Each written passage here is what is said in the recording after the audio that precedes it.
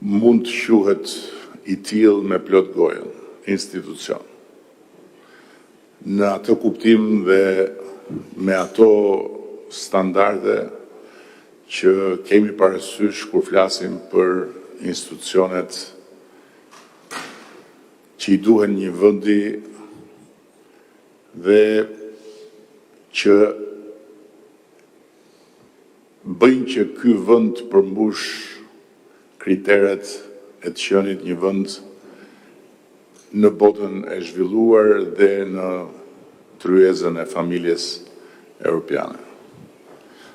Nuk është e lehtë të thuhet e njëjta gjë për plot institucionet tjera, të cilat janë me plot gojën në formim e sipër.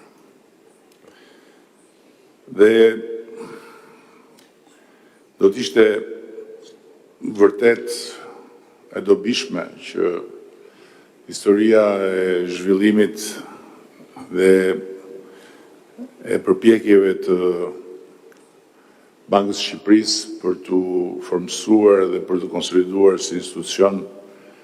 të merri përsipër dhe të shkruhej për t'ju dhënë të tjerëve një pasqyrë të gjithë rrugës se si u ngrit një institucion i tillë, i cili sot është faktikisht dhe praktikisht një institucion plotësisht integruar në botën ku jetojmë, dëshmi e thjesht e këtij fakti ishin dhe dy adresimet e bëra nga dy personalitete që përfaqësojnë drejt për drejt